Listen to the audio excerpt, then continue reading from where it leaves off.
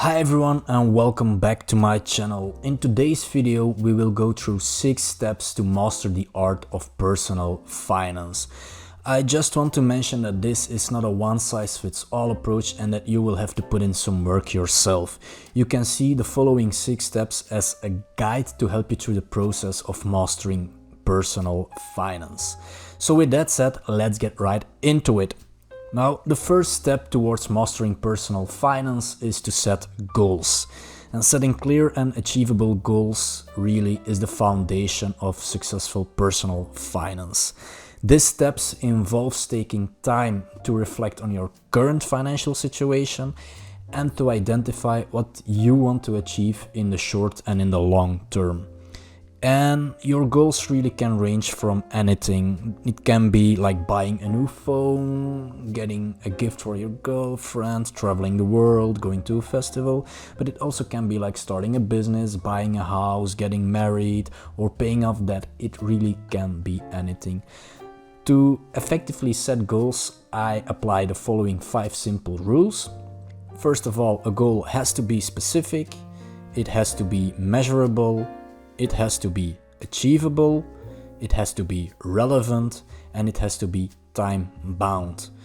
A quick example is I want to save for retirement when I'm 50 years old or 60 years old. Okay, what I'm doing is I make it specific. I need €500,000 to go in my retirement. I want to achieve it by the time I'm 55 years old. So I have made it specific, I have made it measurable.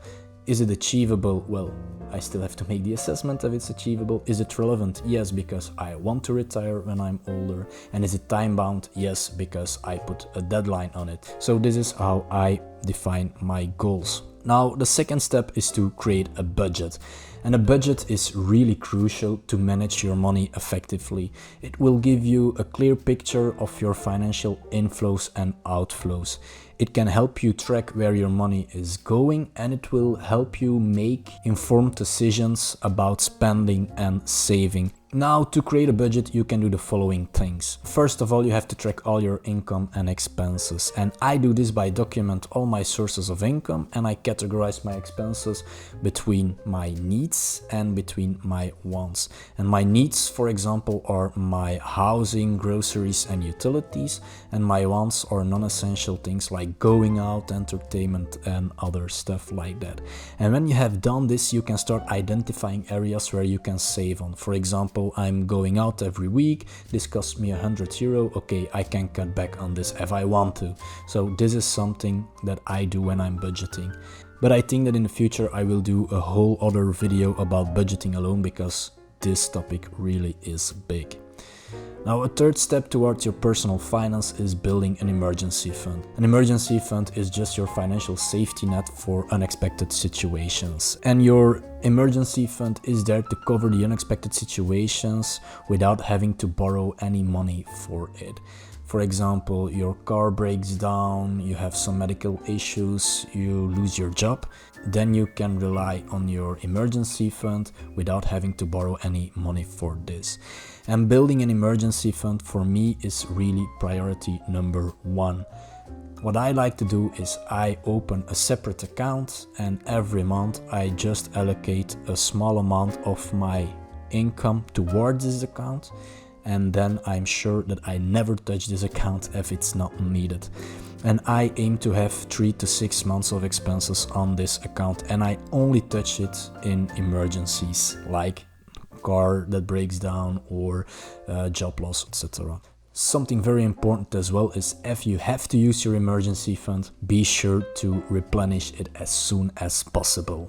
Now, step number 4 is to pay off debt. And in some cases, debt can be a major obstacle to your financial progress. So it really is crucial to make a strategical plan on how to pay off your debt. And how I like to do this is I organize my debt. I list out all my debts, and then I categorize them between good and bad.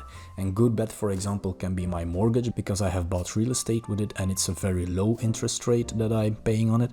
And bad debt, for example, can be seen as high interest rates that you have used to buy some goods that have no added value in your life. For example, credit card debt or personal loans to buy a television, to buy luxury products. This is how I divide them. And then I start by prioritizing the repayment. I would say pay off the high interest rate debts first, because these will accumulate within the future and it can have a lot of pressure on your personal finance.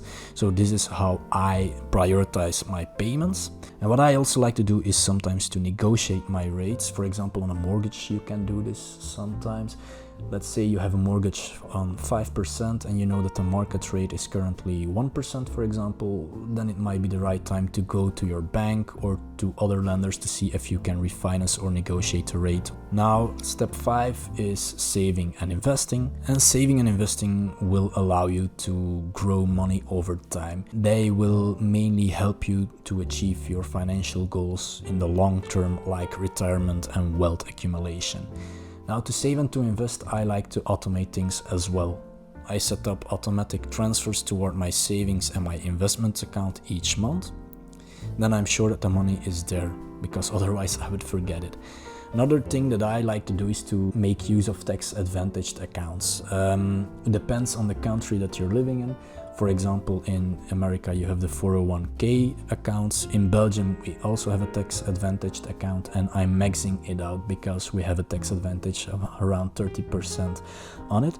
Another thing is I diversify my investments. I spread my investments across various asset classes such as stocks, bonds, real estate, other things, but I will also make a whole video on this topic. Now, the 6th step towards your personal finance is to educate yourself, because personal finance is constantly evolving, and to keep up with these changes you have to educate yourself to make good decisions. And if it becomes too complex for you, consider to reach out and to seek professional advice if necessary. Now remember, mastering the art of personal finance really is a journey and it's constantly evolving.